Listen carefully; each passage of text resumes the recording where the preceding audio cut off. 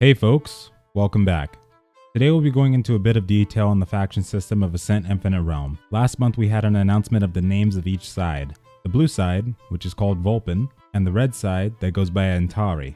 Recently there was a contest on the Thailand social media for choosing the side that we would be on, and it seems Vulpin won by about 30 plus votes and still counting. Speaking of this, I don't know why everybody always goes for the blue side. I always saw the blue and red sides as good versus evil, and years ago I used to always go for blue. But ever since Arcade, it seems like it's completely done a 180. West is east, east is west, Horde is alliance, alliance is horde, everything is backwards. Let's start it off with everyone's favorite, Vulpin. Their background is as follows. The southern Hunan made up the ethnic majority of the Vulpin faction, and their power centered in the Darn area, which lies originally to the south of the Hearth continent. In the past, the Darn region of Hearth was known for their large agricultural fields, and the Vulpin considered water their most precious resource. It was obvious their banner colors would be blue to reflect this important natural resource, and the blue colors are still used to symbolize the Vulpin to this day. Before the establishment of the Solemn Empire, the Vulpin were the richest and most powerful faction of the Hearth continent. Due to their abundant agricultural stores and affinity for high-quality art of all kind, their cultural influence had an enormous impact on Hearth. Eventually, the Solemn Empire was created with the Ontari, and both ethnic groups started to intermingle. Over time, the Vulpin was no longer a single ethnic group, but all the people who lived in the southern part of the Solemn Empire. And now for Ontari, the red side. The Ontari were formed in the Urubos area, which is located north in the Hearth continent.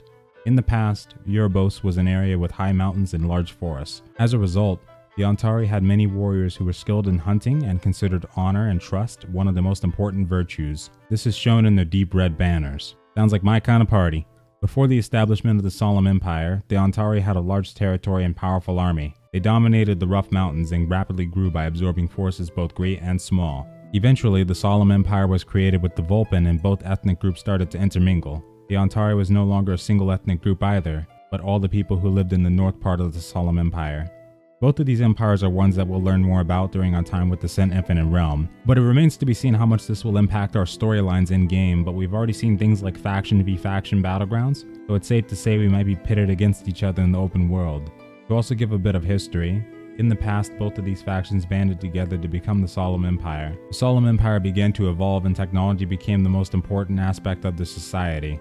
Anywhere the empire took hold, advanced machinery would begin to appear. As the empire grew, they became obsessed with their technology and had gained a desire for immortality through said devices.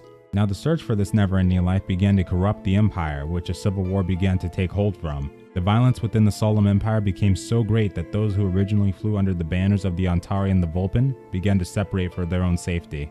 And perhaps we'll be seeing some of these characters in-game that may feel very strongly about both groups. Those in search for immortality eventually brought upon themselves a vile corruption. Monsters created with the same technology called the Black Herald began to ravage the land of Hearth. In an effort to avoid civil war and destruction, many citizens sought refuge on the floating island of Noosgard. There were remaining descendants in Vulpin and Ontari that escaped Hearth after its collapse, and since they were able to escape its curse, they were able to establish a new civilization with the people of Ontari and Noosgard. However, as they fell on Hearth with the Black Herald's defeat, the cults began spreading to the Vulpin and Ontari once again. So baseline-wise, it seems like we might be dealing with a pretty interesting story between the two factions. I would actually love to learn more about what happened between them and see that in action. Starting April 25th, we might be able to get some idea of what may have happened, but we won't have a full idea until the game releases in the West, or we get English localization. Until then, stay frosty out there.